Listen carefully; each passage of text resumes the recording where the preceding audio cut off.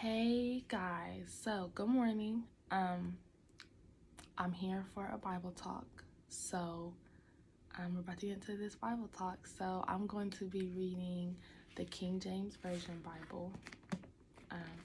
I'm going to be reading chapter 3, verses 1 through 12. Yeah, 1 through 12. So the fall of man.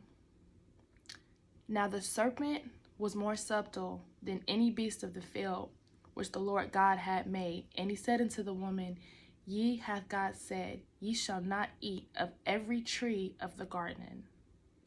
I'm going to read number 1 again. Chapter 3, verse 1.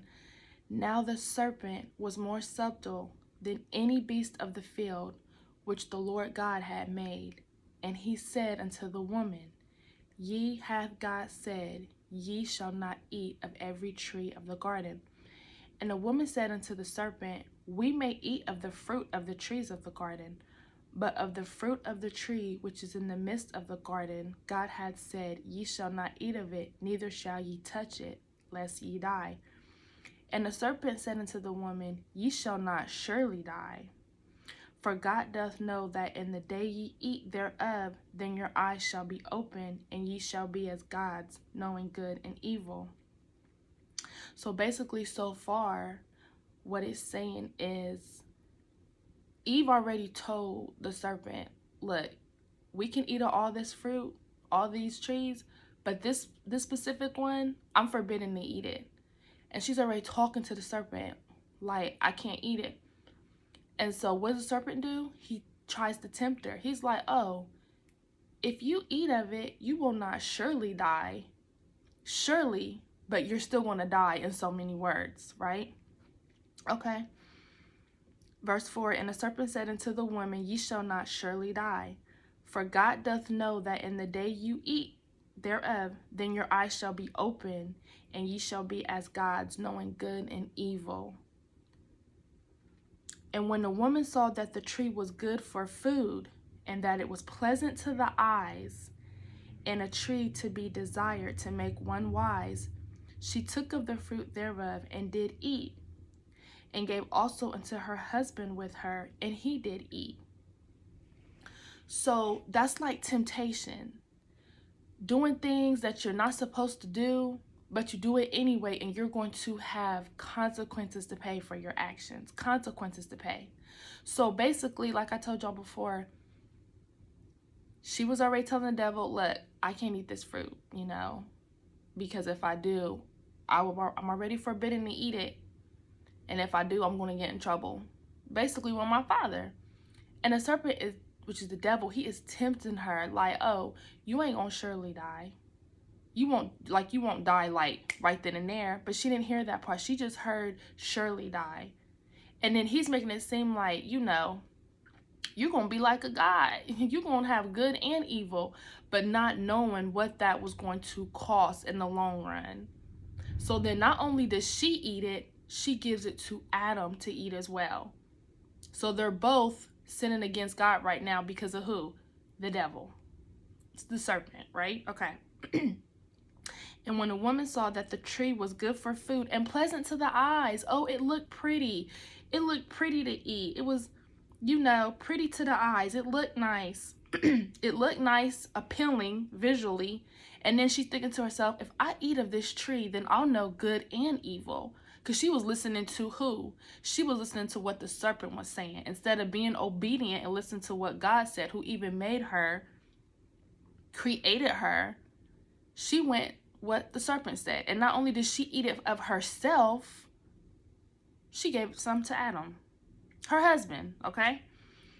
And when the woman saw that the tree was good for food, and that it was pleasant to the eyes, and a tree to be desired to make one wise, she took of the fruit thereof, and did eat, and gave also unto her husband with her, and he did eat. So now they both indulging, eating this fruit that they know they should not be eating, because God already forbidden them to eat it from the get-go.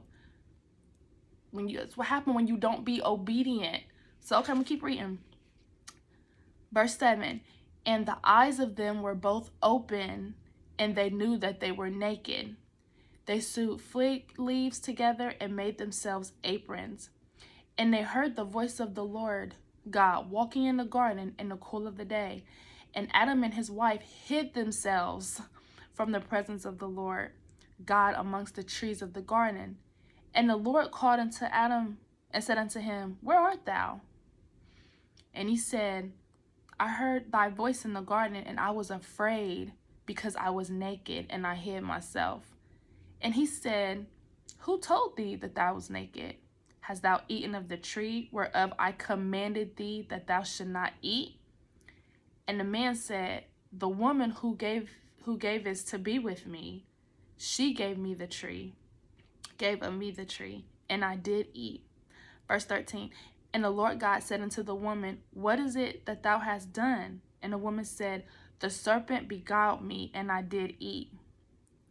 Now this is verse 14. I know I said I was going to stop, but I got to keep reading so y'all can have a full understanding.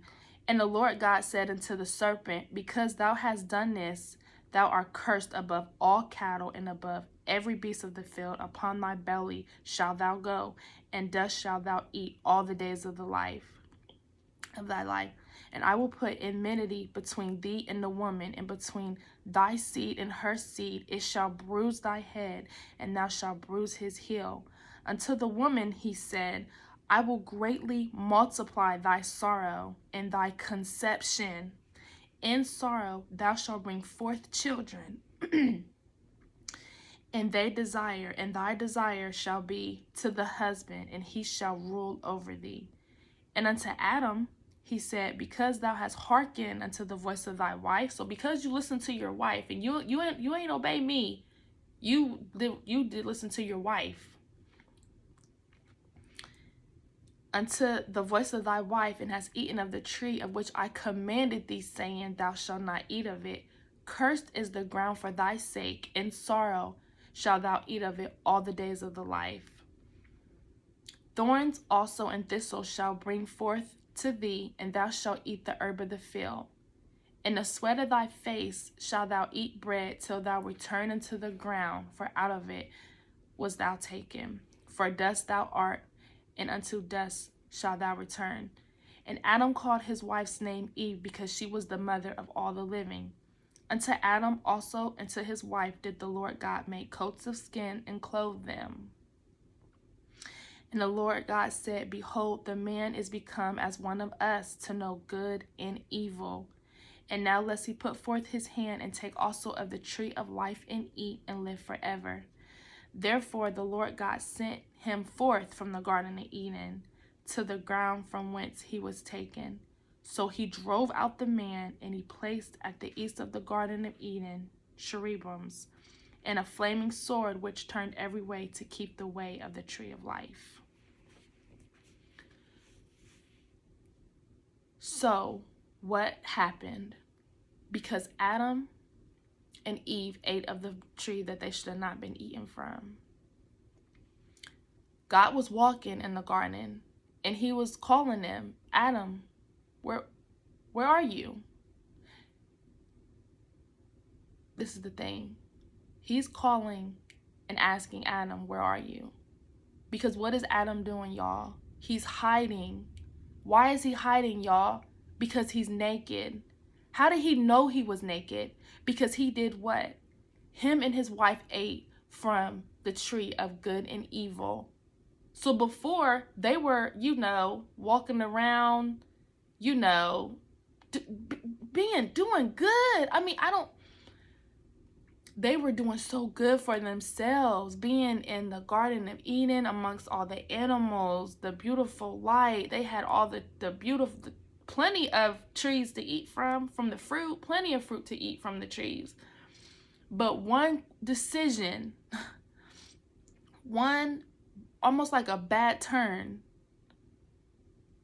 turned into so much more than what was pleasant to the eye, and thinking that, you just gonna listen to this serpent Eve. You gonna listen to this serpent Eve instead of God, who created you, this beautiful garden, your husband Adam. I mean, everything was just so good. But it's like, to me, it's giving Eve was not satisfied. You know, she listened to the serpent. And because she listened to the serpent, she had gave it to Adam, and they both ate. So now women who have to bear children, think about it, ladies. I don't want to like upset anybody, but I'm just telling you what's in the word. It's basically saying that the women are suffering from what Eve did, is we are going to bear children. But not only bear children, when you have the birth, it's going to be so painful giving birth to a child. It's going to be so painful and excruciating.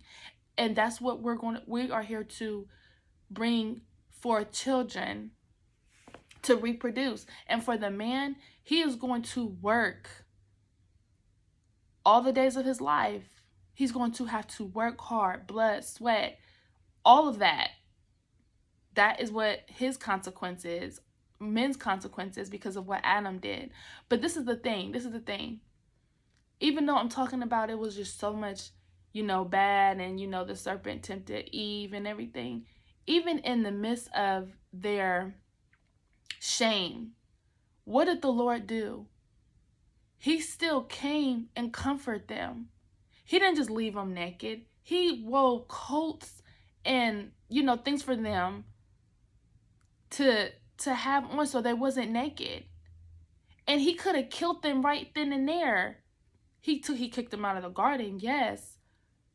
But he was still compassionate to me.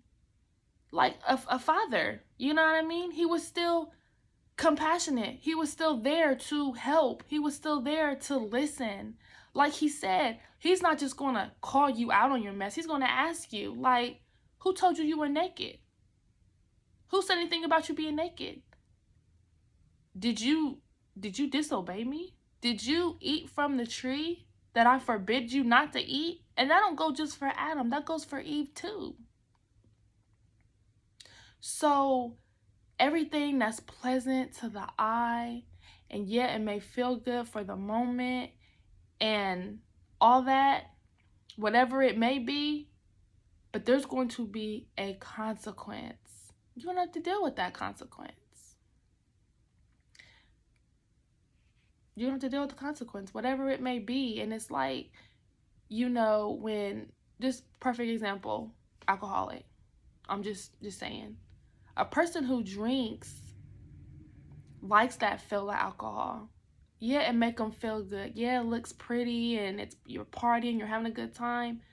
But those after effects, that you throwing up, you having a headache, you blacking out, you turning violent, it didn't start like that at first, because you had to drink the alcohol first. And once it got in your system, that's when all the bad starts coming afterwards.